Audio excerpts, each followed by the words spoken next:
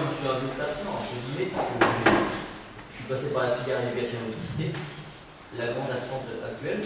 Et comme je ne suis pas trop dans le monde universitaire, du coup, peut-être qu'il y en a qui vont encore me répondre, ceux qui se destinent à être enseignants d'éducation physique, quelle filière ils prennent au niveau d'un master? Alors, est-ce que niveau master, on ne va pas avoir trop de soucis, c'est-à-dire qu'ils vont rentrer dans des SP. Mais la mention, si je ne me trompe pas, ça va être master enseignement.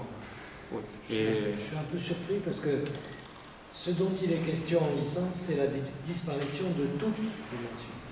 Donc il n'en reste aucune. Et ce dont on débat à la conférence des directeurs, c'est évidemment le maintien de l'ensemble des mentions. Donc je ne connais pas cette source. Ah, moi, je l'ai eu par l'ergonomie.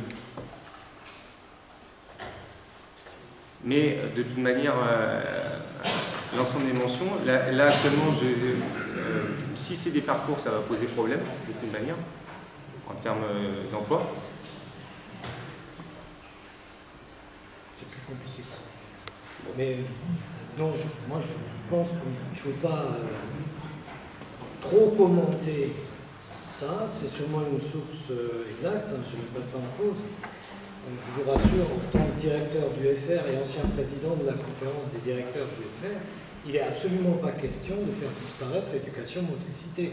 C'est la colonne vertébrale des études en STAPS. Bon.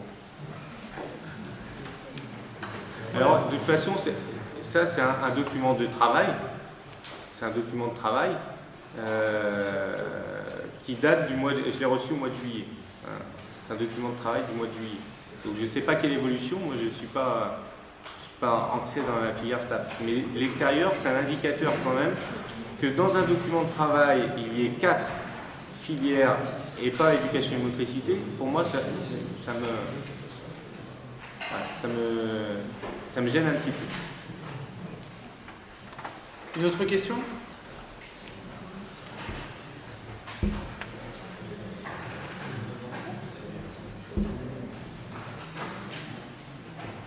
Oui?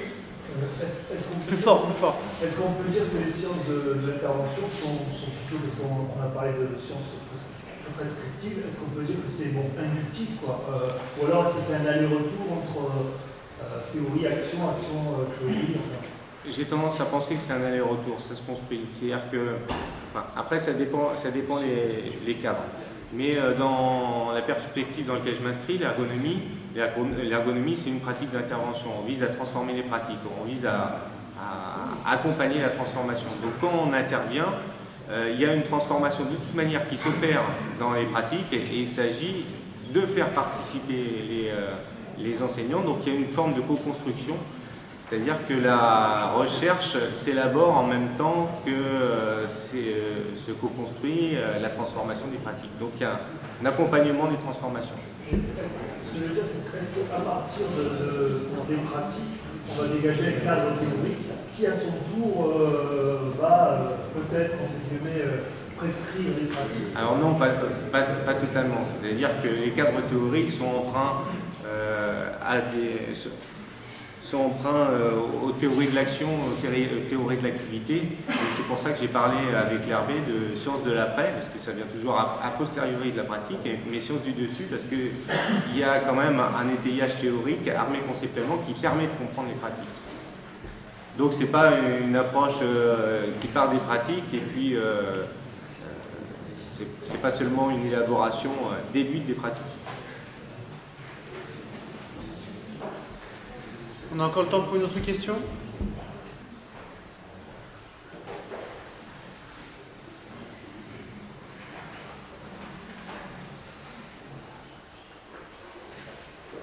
Moi j'en ai une, je vais la poser. Au regard de la thématique du jour, les courants en EPS, chimère ou réalité, les sciences de l'intervention se situent comment par rapport à ça?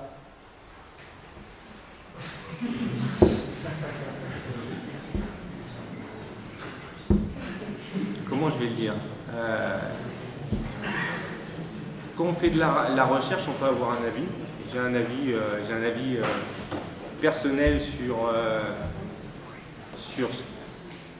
que pourrait être l'éducation physique, sur ce que devrait être, ce qui est bien, ce qui n'est pas bien, etc. Mais quand on fait de la recherche et les sciences de l'intervention, on souhaite s'intéresser avant tout au fonctionnement des situations d'enseignement-apprentissage. Donc ça me paraît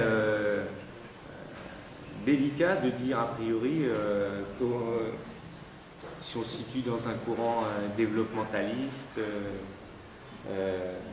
culturaliste.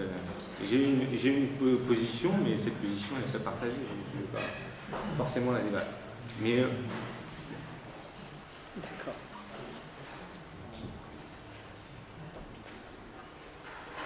Plus de questions? Ok. Bah, merci bien, Yannick, pour ton intervention.